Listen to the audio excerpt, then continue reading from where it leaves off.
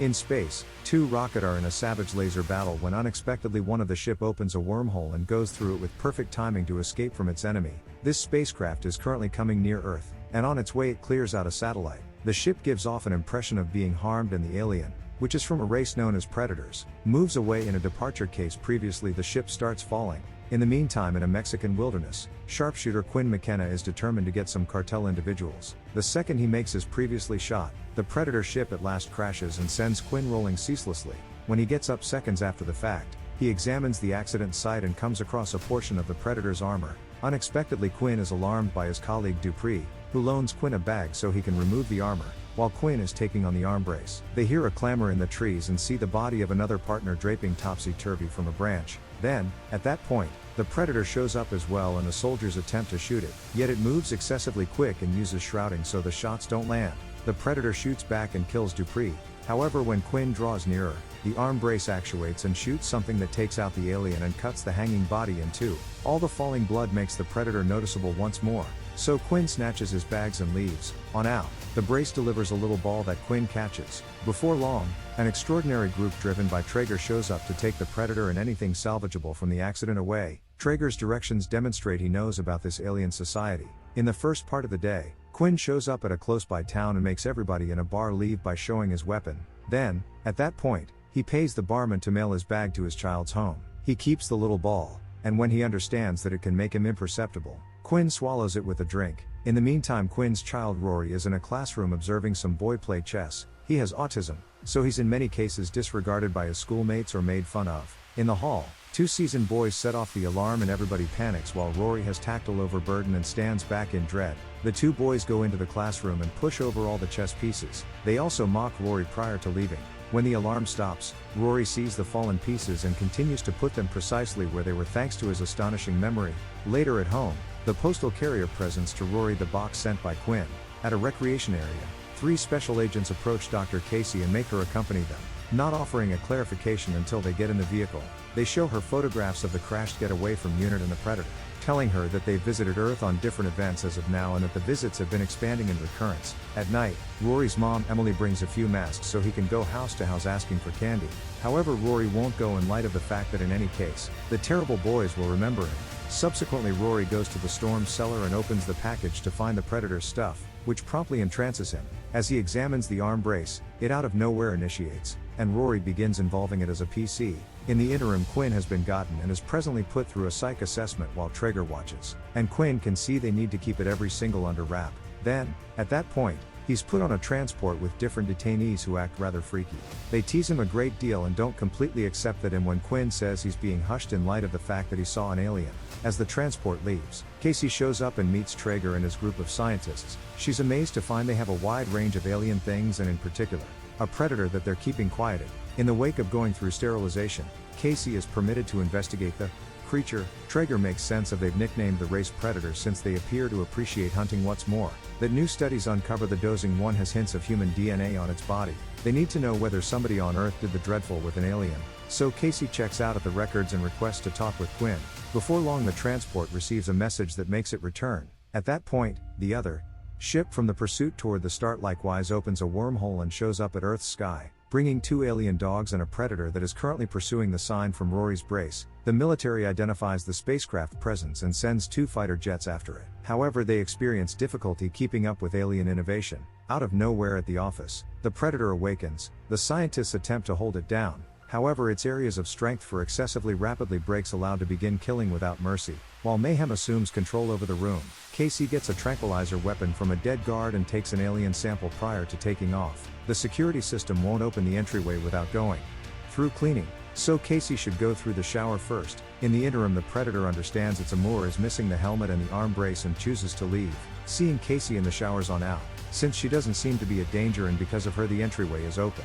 The predator ignores her and goes out to the hallway where he gets a helmet the scientists took from different aliens. By actuating it, the creature can see where its helmet is and views as Rory's area.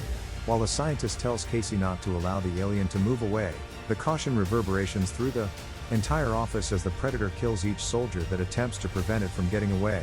The transport comes to a stop and the soldiers see the predator running on the rooftop, at last trusting Quinn what's more, making an arrangement to get away. The gathering stirs up some dust to make the guards come in. Then they work together to wreck the guards, take their weapons, and lose them the transport, both Casey. Furthermore, the transport begin pursuing the Predator, who at that point sees the other spaceship fly by with the two planes and pursues them. Casey leaps off the rooftop and terrains on top of the transport to shoot at the alien, yet she inadvertently shoots her own foot, all things considered. Next, Quinn attempts to start shooting as well. In any case, the Predator obliterates a tire and makes the bus stop. While the folks search for an alternate vehicle, the two planes continue to attempt to destroy the spacecraft, yet it abruptly goes imperceptible and obliterates the two planes in short order. Casey is nearly killed by certain guard, yet the folks have found bikes and salvage her in the nick of time before at last getting away. The Predator sneaks inside the rear of a truck and kills the soldiers as the vehicle leaves the office as well. Not a long way from that point, the alien at last terrains and sends its dogs to look for its enemy. Meanwhile, the soldiers stow away in an inn room and trust that Casey will awaken. At the point when she does, she believes she's at serious risk and gets a shotgun. Yet Quinn rapidly stops her and makes sense of they're her ally. It was Traeger's men who attempted to kill her for taking the sample. Casey acknowledges to work with them and tells them what she knows, which causes Quinn to understand the Predator is pursuing Rory to recover its stuff. In the meantime, Rory finds the helmet is on and gives it a shot. He sees a clip of how the Predators work on themselves by infusing their bodies with the DNA of different species, which makes sense of the human DNA they track down in the office. Content with the outcome, Rory chooses to go house to house asking for candy with the helmet and the arm brace as his costume. When the soldiers show up at the house, Rory is as of now gone.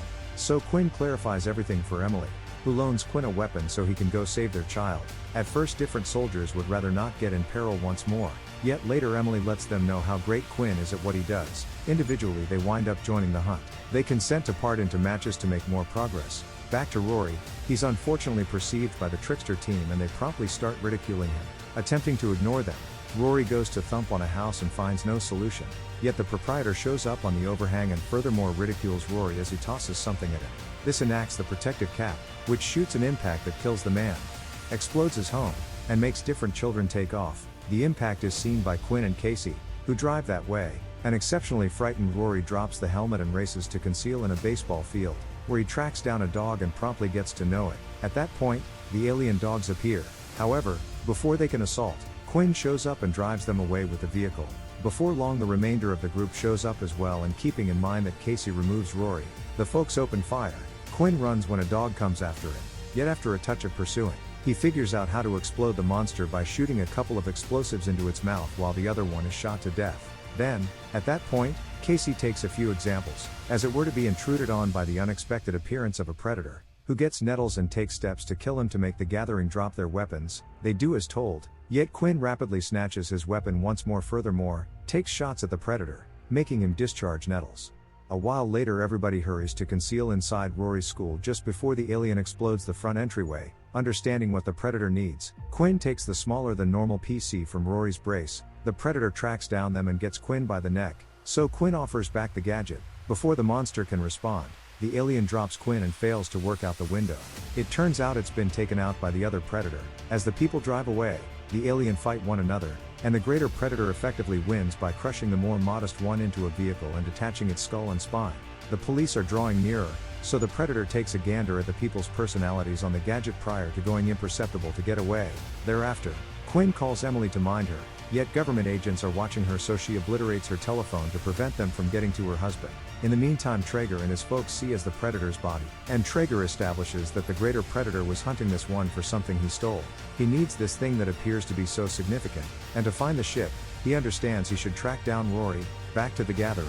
They're currently concealing in an outbuilding, and by checking the sample out, Casey affirms that the Predators are updating themselves. Unexpectedly, they hear a few commotions and find the other dog has endured the explosives and has followed them here. However, Nettles doesn't let them. At that point, shoot it since it's acting very much like a dog and it very well may be valuable. Casey attempts to speak with it, yet at that point Traeger shows up in a helicopter, so she tosses something for the dog to pursue and stow away. The remainder of the gathering additionally stows away while Traeger asks Quinn and Casey where the arm brace is. Since they won't reply, the agents hut Quinn while Traeger questions Casey. He makes sense of that Predators realize humanity is obliterating the planet. What's more, doesn't have a lot of time left, so they're assembling the best DNA before we go wiped out. At Emily's home, the agents are searching for the alien stuff when out of nowhere the Predator barges in. Emily stows away while the alien kills every one of the agents like a flash. Then, at that point, checks Rory's work area out to find a guide with the area of the ship. That equivalent guide is at present being drawn by Rory, Furthermore, the agent looking after him rapidly gets on, so he tells Traeger. Quickly Traeger removes Rory in the helicopter, passing on a couple of men to kill the pair. Quinn effectively beats two of them up with his master abilities, and when the third one is going to kill Casey, the dog appears and vomits an explosive. Casey utilizes the interruption to raise a ruckus around town with a seat. Then she leaps off before the explosive explodes. On out, Quinn experiences Nebraska beating up the remainder of the guard. Then they rejoin with Casey, and when they can't help thinking about how to get away, the remainder of the group appears in a helicopter to remove them while the dog follows them on the ground. Before long everybody shows up at the site of the other ship. Traeger causes Rory to open the entryway and they come inside, where Traeger orders his men to take everything.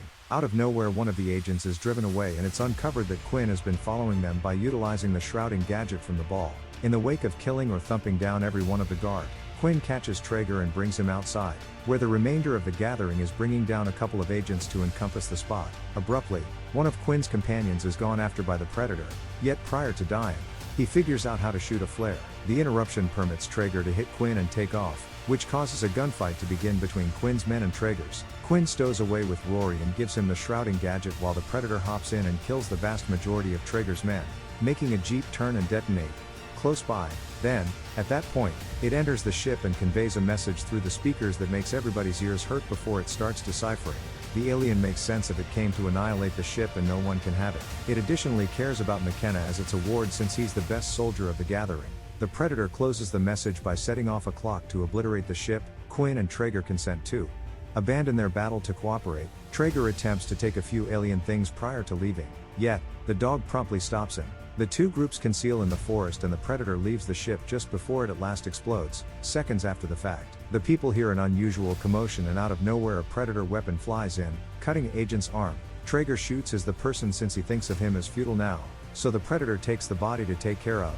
The groups start to ease off as they open fire and two of Quinn's companions choose to play trap. The commotion draws in the Predator, who bounces in and starts killing people as everybody takes shots at it without much of any result. Traeger attempts to kill it with its own weapon, however it winds up blowing his brains out all things considered. In the end the Predator gets ablaze yet it doesn't irritate it much, so it harms the two companions before they push it down the slope. Since their wounds are so extreme, the team will not have the option to endure this so they kill each other to stay away from the aggravation. Before long the Predator returns and drives Casey and Quinn away to drag Rory, who is the genuine McKenna he's been requesting this time since he's next in the developmental line. As the alien removes Rory in his ship, the kid drops the little ball all the while. Quinn, Nebraska, and Nettles bounce on top of the spacecraft as it takes off and drives Casey away.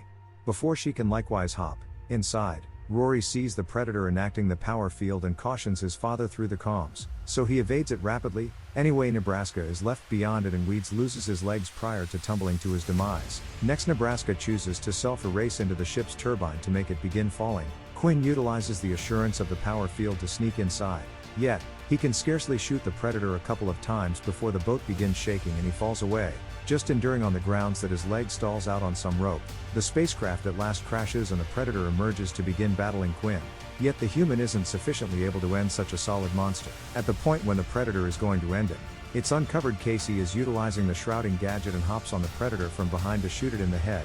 After she falls, Quinn drives the alien over the edge, where it loses its arm when Rory enacts the power field. Casey gets the arm and tosses it at Quinn, who promptly shoots to thump down the Predator, finishing it with a couple of shots to the head. A while later, Quinn takes a few things from his fallen companions, and he and Rory pause for a minute to memorialize the men. In a little while, Quinn visits another administration office that is getting ready to battle aliens later on with the assistance of Rory's information. They at last found the strange thing that the Predator had taken and was being pursued for. It ends up being a strong reinforcement that Rory says is called the Predator Killer. It appears to be the alien was carrying it to Earth so people could battle against its own race. The Amur folds itself over a scientist and seems as though it might start shooting. Be that as it may, it before long switches off and returns to typical. Quinn then, at that point, announces that this is his new suit.